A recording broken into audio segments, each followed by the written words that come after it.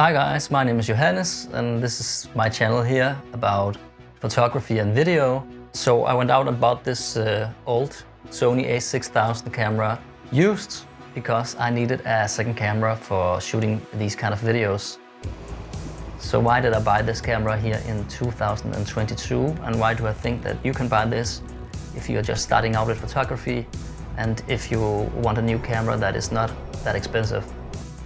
The a6000 is actually from 2014 and is getting a bit old, but it's still a really great camera for not that much money. One thing about this is that you cannot buy this in a store anymore because it has been discontinued, but this really doesn't matter because you can buy these used many places. So I went out and bought this from a girl here in Copenhagen and it cost me around $300 or 300 euros. So this is really cheap for a mirrorless camera, I think, even though it's not the newest one. And actually, just a couple of days later, there was another guy selling this camera again, even cheaper. So there's a lot of possibilities to get your hands on this if you want.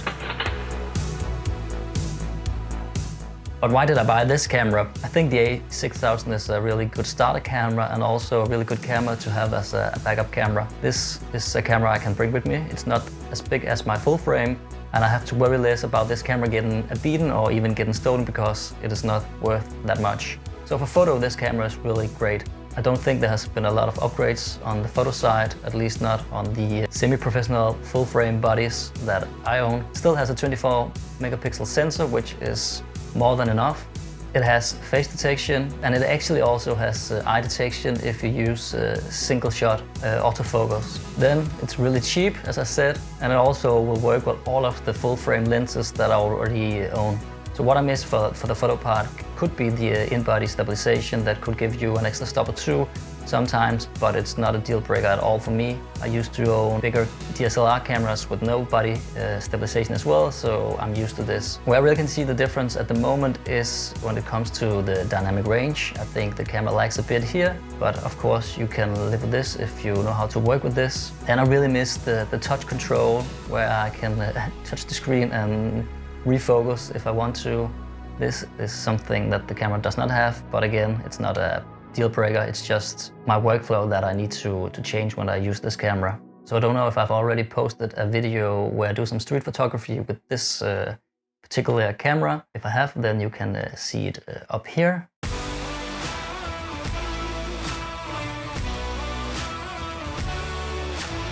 So for video, which is also why I bought this, like to shoot some second shots in a different angle and stuff like that. Of course, this camera is not the best for video. This is really where this camera lacks its capabilities when you compare this to one of the newer models. But still, it does shoot in full HD, which is really good, I think, still today. And it also can shoot in 60p slow motion, which is really good for the most. So what this camera doesn't have when it comes to video is the 4K capabilities, and it cannot shoot in 120 frames per second or 100 frames per second slow motion. Then it do not have any sort of color profiles like the newer cameras have. There's no Cine or S-Log and stuff like that, so it's a bit limited when it comes to color grading. And of course there's no IBIS, no in-body stabilization in this camera, and this can be an issue when you are shooting video handheld.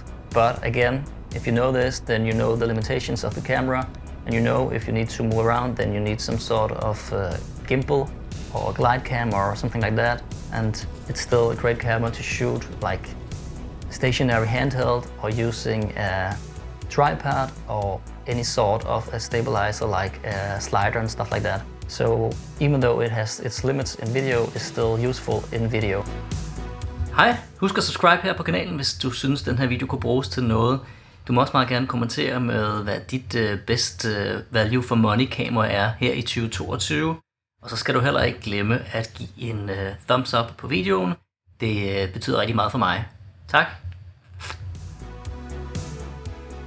And the last thing I think, and this has nothing to do with this camera, is that there is the crop factor when it comes to the lenses. So even though I have a 16mm lens for this camera, it will still be equivalent to a 24mm more or less on the full frame body. So you use some of the focal length when you are buying lenses. Another thing to keep in mind is that there's a really good market for buying lenses to the APC sensors, because people are almost always starting out with an APC sensor camera and then they decide to go full frame, and then they have these lenses that they don't need anymore. So you can get these really good lenses for these kind of cameras pretty cheap. I got this Sigma 16mm 1.4, which is a really well built and heavy good lens for like $250 US, which is a really good deal for a quality lens like this. And I also got the 35mm 1.8 with stabilization on for just like $120.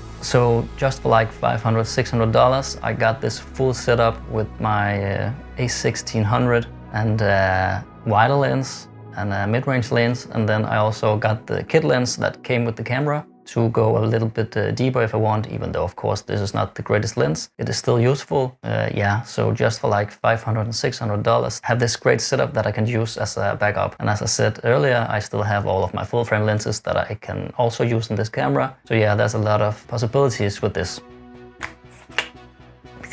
Thanks for watching, dudes. Remember to follow, leave a like, subscribe and all that hassle-fassle. I will see you around in the next video.